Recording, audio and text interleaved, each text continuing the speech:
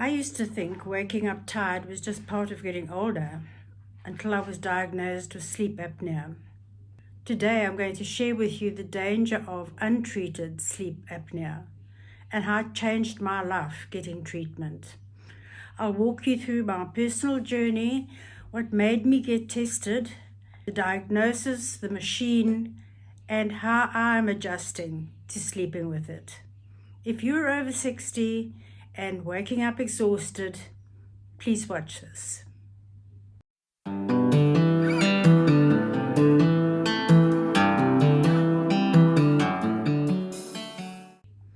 Hello my friends, and welcome back to my life journey with Rose.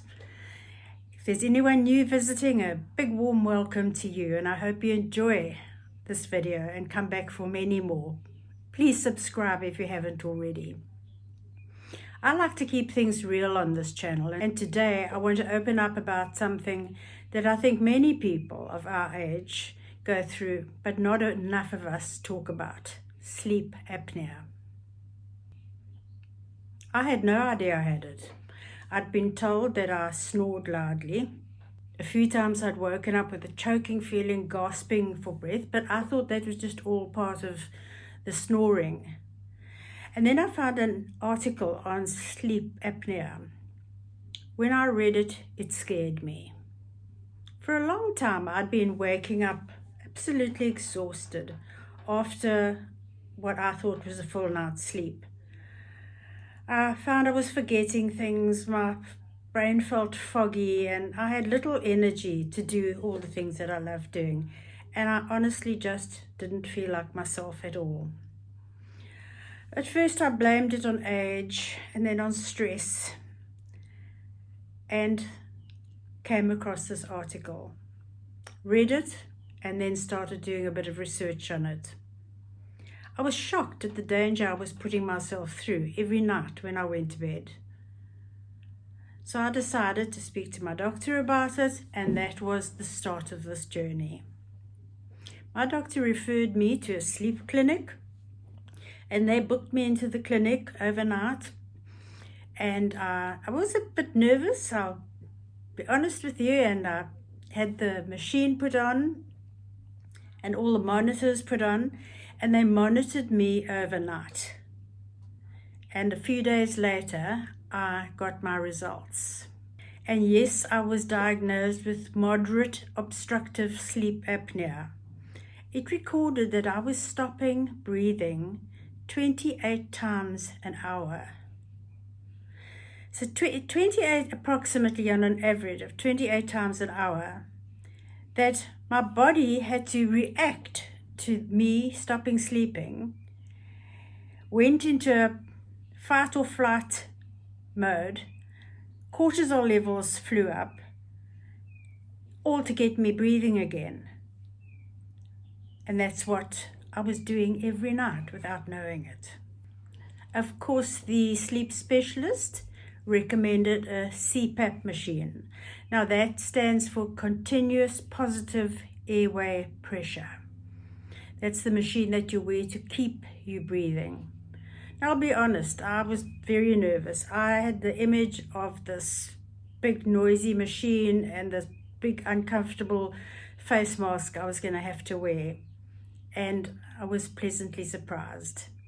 When I went to get fitted, the staff was so kind to me, and I think they know exactly how we feel. Am I going to have this big machine on for the rest of my life? And they explained everything to me so kindly, and I'm going to show you the machine and the tubing and the mask now. I bet you won't believe this. This is the size of the machine.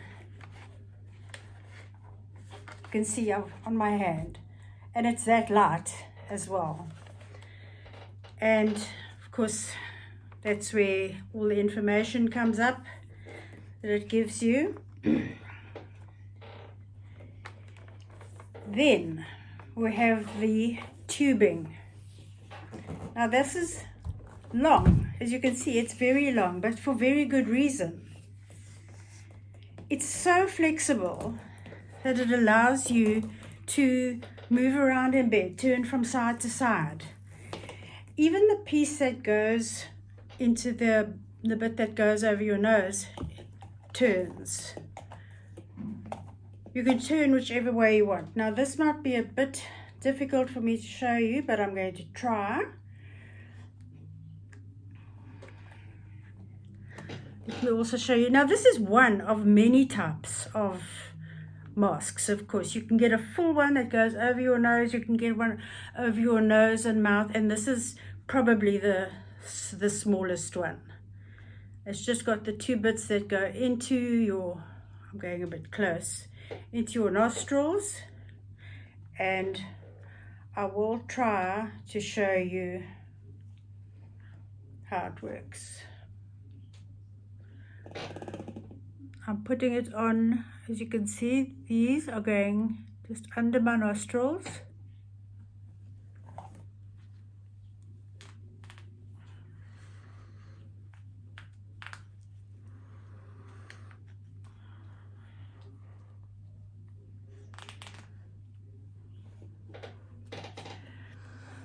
And it's on.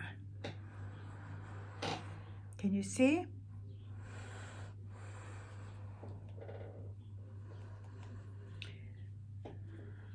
Bit difficult for me to talk with it on, but just to give you an idea,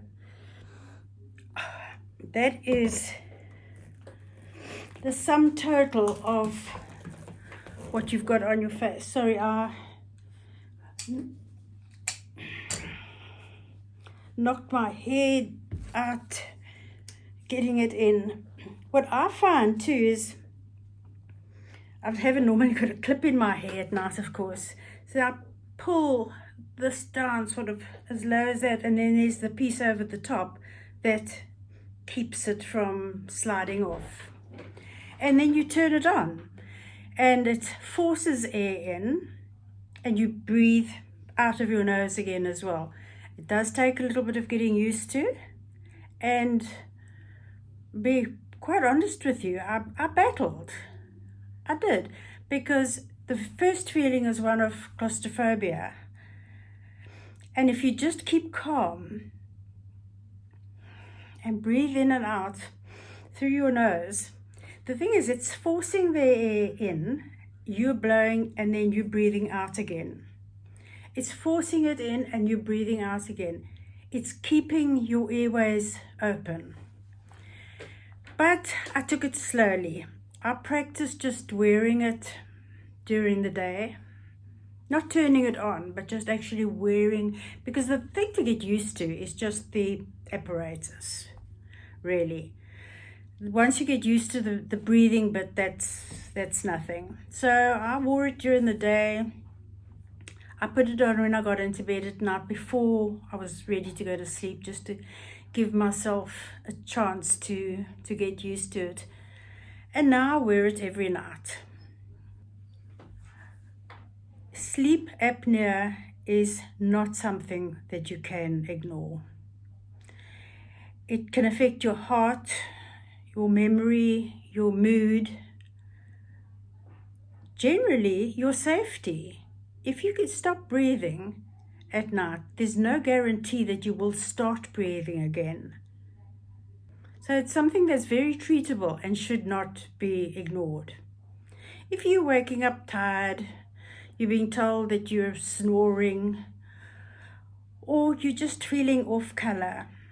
Another thing that I noticed is that I had a feeling of anxiety, sort of just,